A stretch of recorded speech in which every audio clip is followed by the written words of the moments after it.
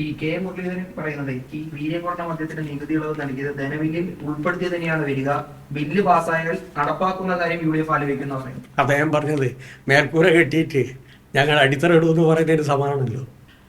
ഇത് പാസ്സായി കഴിഞ്ഞാൽ പിന്നീട് വീണ്ടും ബഡ്ജറ്റ് അവതരിപ്പിക്കുമോ? ഇത് പാസ്സാക്കി കഴിഞ്ഞാൽ വീണ്ടും ധനബില്ല് അവതരിപ്പിക്കാൻ പറ്റുമോ? ശുദ്ധ അസംബന്ധമാണല്ലോ ഈ പറയുന്നത്. ആളുകളെ വിഡ്ഢിയാക്കാൻ പറ്റില്ല. ഒരു നിയമനിർമ്മാണമാണല്ലോ ഇത്. അതായത് നിങ്ങൾ ബഹുമാനപ്പെട്ട ദൃശ്യമാധ്യമ സുഹൃത്തുക്കൾക്ക് അറിയാലോ, വിവിധ വകുപ്പുകളുമായി ബന്ധപ്പെട്ടുകൊണ്ടുള്ള നികുതി നിർദ്ദേശങ്ങൾ അറ്റ്വൺസ് നടപ്പിലാക്കാൻ ബന്ധപ്പെട്ട വകുപ്പുകൾ ഭേദഗതി ചെയ്ത് അസംബ്ലിയിൽ അവതരിപ്പിക്കാൻ സമയം പിടിക്കും. അപ്പോൾ അത് ഒഴിവാക്കാൻ വേണ്ടിയിട്ടാണ് ബഡ്ജറ്റിൻ്റെ ഭാഗമായിട്ട് തന്നെ സൈമിൾട്ടേനിയസായി ഈ ധനബില്ലും അവതരിപ്പിക്കുന്നത്. ധനബില്ല് അവതരിപ്പിച്ച് കഴിഞ്ഞാൽ മറ്റ് ബില്ലുകളെല്ലാം പാസ്സായതായിട്ട് ഡീം ചെയ്യും. അങ്ങനെ ഒരു നിയമനിർമ്മാണ പ്രക്രിയയിൽ കൂടി ഈ നിയമത്തിൻ്റെ സാധുത്വം കിട്ടി പാസ്സാക്കുന്ന ഒരു നിയമത്തെ പിന്നെ എങ്ങനെയാണ് ഇവർക്ക് ഇല്ലാതാക്കാൻ പറ്റുക? അപ്പം ഇത് നടപ്പിലാക്കുന്നതാണ് പറഞ്ഞാണെങ്കിൽ കറക്റ്റാണ്. ഇത് ഭേദഗതി ചെയ്യാൻ പറ്റില്ല, നയം ഭേദഗതി ചെയ്യാൻ പറ്റില്ല. ഈ ബജറ്റ് പാസ്സായി കഴിഞ്ഞാല് ഈ കമ്പനി വന്ന് ഇവിടെ മദ്യശാല തുടങ്ങാൻ തീരുമാനിക്കുന്നതിന് വിൽപ്പന നടത്താൻ തീരുമാനിക്കുന്നു. അപ്പൊ എക്സൈസ് വകുപ്പ് പറ്റില്ല എന്ന് പറഞ്ഞാൽ അവർക്ക് കോടതിയിൽ പോയാൽ കമ്പനിക്ക് അനുകൂലമായി ഒരു ഉറപ്പല്ല, കാര്യത്തിൽ സംശയമില്ല. അപ്പം അത് ഒരു സൂത്രമാണിത്. സൂത്രം എന്ന് പറഞ്ഞു കഴിഞ്ഞാൽ ഈ സൂത്രപ്പണി ഒപ്പിക്കുന്നതിൽ പലരും മിടുക്കന്മാരാണല്ലോ. പറ്റിക്കലാണിത് യഥാർത്ഥത്തിൽ. നിയമസഭയുടെ ഞാൻ 20 കൊല്ലം നിയമസഭയിലുണ്ടായിരുന്നു. നിയമവകുപ്പും പാർലമെൻ്ററി കാര്യ വകുപ്പും കൈകാര്യം ചെയ്ത ഒരാൾ കൂടിയാണ്. അപ്പം അതുകൊണ്ടാണ് ഞാൻ ബഹുമാനപ്പെട്ട മുഖ്യമന്ത്രിയോട് അഭ്യർത്ഥിക്കുന്നത്, ഒന്നുകിൽ VM സുധീരൻ പറഞ്ഞതുപോലെ ഒഫീഷ്യലായിട്ട് തന്നെ ഭേദഗതി കൊണ്ടുവരാം, അവതരിപ്പിക്കുന്ന തന്നെ കൊണ്ടുവരാം. അല്ലെങ്കിൽ സബ്ജക്റ്റ് കമ്മിറ്റിക്ക് റെഫർ ചെയ്തതിന് ശേഷം സബ്ജക്റ്റ് കമ്മിറ്റിയുടെ തീരുമാനമായിട്ട് കൊണ്ടുവരാം. ഇവരുടെ മനസ്സിൻ്റെ അകത്ത് എവിടെയെങ്കിലും ഇത് ഇത്രയും വലിയ നികുതി ഇളവ് കൊടുക്കാൻ പാടില്ല എന്ന് എവിടെയെങ്കിലും അവരുടെ മനസ്സിലിട്ടെങ്കിൽ ഈ വഴിയല്ലേ സ്വീകരിക്കേണ്ടത്. അല്ലെങ്കിൽ അത് മാറ്റിവെക്കാൻ ഡെഫർ ചെയ്യുക.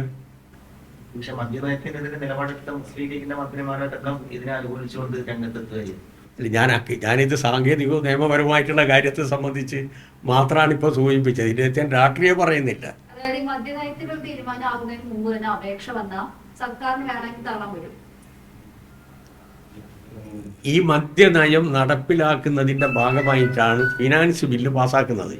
ഫിനാൻസ് ബില്ല് പാസ്സായാൽ പിന്നീട് ബഡ്ജറ്റ് അയസച്ച് ഓട്ടോമാറ്റിക്കായിട്ട് പാസ്സാകും. അത് വന്നു കഴിഞ്ഞാൽ പിന്നെ ഇഫക്റ്റിൽ വന്നു കഴിഞ്ഞാൽ അതിന് ഞങ്ങളിപ്പോൾ നടപ്പിലാക്കില്ല, ഞങ്ങൾ ഭേദഗതി ചെയ്യാൻ പോകുന്നു എന്ന് അതെ അതെ നിരസിക്കുമെന്ന് അദ്ദേഹം പറഞ്ഞത്. നിരസിച്ച് കഴിഞ്ഞാൽ നിൽക്കൂല എന്നാണ് ഞാൻ പറയുന്നത്. ഞങ്ങൾക്കില്ല, ഇത് ഭേദഗതി ചെയ്യണം. ഈ നിയമം പിന്നെ ഭേദഗതി ചെയ്യണം. ഇപ്പോൾ അവതരിപ്പിക്കാൻ പോകുന്ന, അതായത് ജൂലൈ മാസം 1-ാം തീയതി അവതരിപ്പിക്കാൻ പോകുന്ന ധനബില്ല് വീണ്ടും ഭേദഗതി ചെയ്യണം. അതിന് പറ്റില്ല. കാരണം ബഡ്ജറ്റ് അതിൻ്റെ ഭാഗമായി ക്ലബ് ചെയ്തിട്ട് ബഡ്ജറ്റ് പാസ്സായി കഴിഞ്ഞാൽ ഈ കഷ്ണം മാത്രം എടുത്തിട്ട് പിന്നീട് ഭേദഗതി ചെയ്യാൻ പറ്റില്ല. അപ്പം ഇത് പറ്റിക്കലാണ്, മൊത്തത്തിൽ ഒരു വഞ്ചനയാണിത്. അത് കേരളത്തിലെ ജനതയും പ്രതിപക്ഷവും തിരിച്ചറിയുന്നു എന്ന് മാത്രമല്ല, അതിശക്തമായിട്ടുള്ള പ്രതികരണം ഭരണകക്ഷിയുടെ ഭാഗത്ത് തന്നെ വന്നു കഴിഞ്ഞു. സാങ്കേതികത്വം നോക്കിയാൽ ഇതെന്തായാലും വിജ്ഞാപനത്തിൽ ഉൾപ്പെടും എന്ന് തന്നെയാണ് അറിയുന്നത്. ഇന്നലെയും നിയമസഭാ സെക്രട്ടേറിയറ്റിന് നൽകിയ കരടിൽ അത് ഉൾപ്പെടുത്തുകയും ചെയ്തിട്ടുണ്ട്. ഇപ്പൊ ഭേദഗതിക്കും ഉൾപ്പെടുത്തും. ഇപ്പൊ VM സുധീരൻ അടക്കമുള്ളവരുടെ ആവശ്യങ്ങളെല്ലാം തള്ളുകയാണ്. അക്കാര്യത്തിൽ UDF എന്തെങ്കിലും ധാരണ എത്തി എന്നൊരു സംശയം തോന്നുന്നുണ്ട്. അല്ല, ഇത് ഒരു ഒത്തുകളിയാണ്, അവരുടെ ഒരു ഒത്തുകളിയാണ്. ഇനിയിപ്പോൾ VM സുധീരൻ തന്നെ പറഞ്ഞതിൻ്റെ അകത്ത് അധികം ഉറച്ചു നിൽക്കുമെന്നുള്ളത് എനിക്ക് പറയാൻ പറ്റില്ല. ഇത് വളരെ വ്യക്തമായി ഒരു അഡ്ജസ്റ്റ്മെൻറ്റിൻ്റെ ഭാഗമായിട്ട് കൊണ്ടുവന്നാണ്. ഒരു സമർത്ഥമായിട്ടുള്ള ഒരു കള്ളക്കളി ഇതിൻ്റെ പിന്നിലുണ്ട്. അല്ലെങ്കിൽ ഇത്രയും പ്രതിഷേധം വന്ന സ്ഥിതിയിൽ, മാത്രവുമല്ല നിയമസഭാ നടപടികളുമായി ബന്ധപ്പെട്ടുകൊണ്ടുള്ള ഏറ്റവും വലിയ നീതി നിഷേധം, യഥാർത്ഥത്തിൽ അതാണല്ലോ നടക്കുന്നത്. ചട്ടവിരുദ്ധമായിട്ടുള്ള ഒരു പ്രവൃത്തി വരുമ്പോൾ തിരുത്തണം എന്നാണെങ്കിൽ ഇപ്പോഴാണല്ലോ ഏറ്റവും നല്ല അവസരം. പിന്നെ അല്ലല്ലോ. ഇതെല്ലാ പണിയും കഴിഞ്ഞിട്ട് ഞങ്ങൾ തിരുത്തും എന്ന് പറയുന്നതിനകത്ത് എന്താ അർത്ഥം? ഈ PMA വഴി വീടുകളിൽ ഈ എംബ്ലം വെക്കുന്നതുകൊണ്ട് യാതൊരു രീതിയിലുള്ള കുഴപ്പമില്ല, അതിലൊക്കെ പിന്നെ ചർച്ച ചെയ്താൽ അത് അനാവശ്യമായിട്ടുള്ള ചർച്ചകളിലേക്ക് പോകണ്ടെന്ന് പറഞ്ഞു. ഷാജി പണ്ട് പറഞ്ഞതൊന്നും ഞാൻ പറയില്ല എന്ന് അദ്ദേഹം പറഞ്ഞു. കേന്ദ്രത്തോട് പണ്ട് എനിക്കുണ്ടായിട്ടുള്ള നിലപാടിപ്പില്ലെന്നും അദ്ദേഹം പറഞ്ഞു കഴിഞ്ഞു. ഇനി ഒരു കാര്യത്തിൽ കൂടി മാത്രമേ അയാൾ ഭേദഗതി വരുത്തിയാൽ മതി. ഏത് കാര്യം? മതമാണ് പ്രശ്നം. അതിൽ കൂടി അദ്ദേഹം ഭേദഗതി വരുത്തിയാൽ വളരെ വളരെ നന്നാവും. അയാൾ മാറുന്നുണ്ട്, നല്ലൊരു മാറ്റമാണ്. പക്ഷെ അത് UDF LDF അനുകൂലമായിട്ടാണ്, BJPക്ക് അനുകൂലമായിട്ടാണ് മാറുന്നത് എന്നുള്ളതാണ് ഈ പറഞ്ഞതിൻ്റെ പൊരുൾ.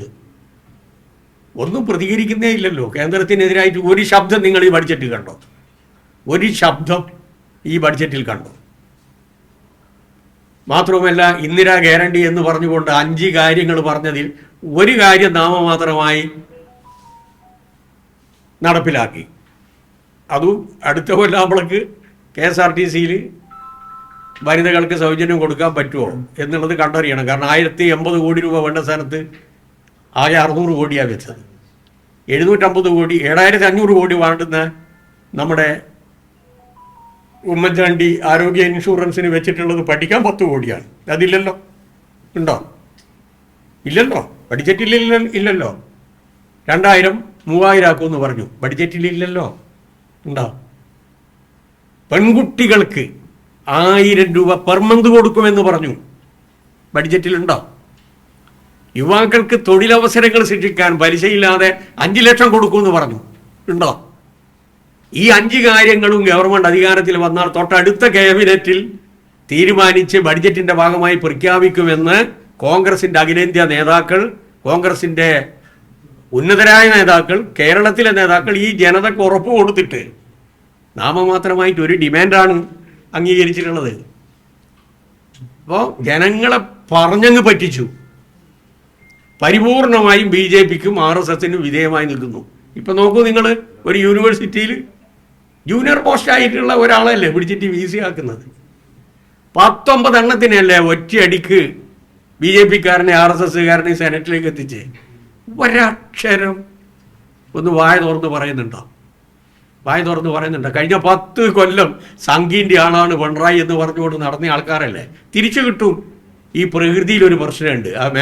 നിങ്ങൾ ഈ ഷേക്സ്പിയറിയൻ കൃതികൾ വായിച്ചാൽ മനസ്സിലാവും. നെമിസിസ് എന്ന് പറയുന്ന ഒരു സാധനമുണ്ട്, പ്രതികാര ദേവത. എപ്പോഴെങ്കിലും തിരിച്ചടിക്കും, എപ്പോഴെങ്കിലും. അതാണ് ഇപ്പൊ കിട്ടിക്കൊണ്ടിരിക്കുന്നത്. 1 മാസമല്ലേ ആയിട്ടുള്ളൂ. അതിനെ പറ്റിയിട്ടൊന്നും ഞാനിപ്പോൾ പറയുന്നില്ല. പറഞ്ഞെടുക്കെന്ന് ഞങ്ങളില്ല എന്ന് പറഞ്ഞില്ല, പണ്ട് പറഞ്ഞ പോലെ ഒന്നും ഇപ്പോൾ പറയാൻ പറ്റില്ല എന്ന് പറഞ്ഞില്ലേ. പക്ഷെ എന്ത് പറഞ്ഞിട്ടാണോ വോട്ട് വാങ്ങിയത് അതുമായി ബന്ധപ്പെട്ടുകൊണ്ട് ഞങ്ങൾ വഞ്ചനയാണ് കാട്ടിയിട്ടുള്ളതെന്നാണല്ലോ ഈ പറഞ്ഞതിൻ്റെ പരോക്ഷമായ അർത്ഥം. പറയാൻ പാടില്ലാത്തതായിരുന്നു ഞങ്ങൾ പറഞ്ഞത്, അതുകൊണ്ട് ഞങ്ങളിപ്പോൾ അതിൽ ഉറച്ചു നിൽക്കുന്നില്ല. പക്ഷെ പറയാൻ പാടില്ലാത്ത പറഞ്ഞിട്ടാണ് നിങ്ങളുടെ വോട്ട് വാങ്ങിയിട്ട് ഇവിടെ എത്തിയത് എന്നാണ് ആ പറഞ്ഞതിൻ്റെ പരോക്ഷമായിട്ടുള്ള അർത്ഥം.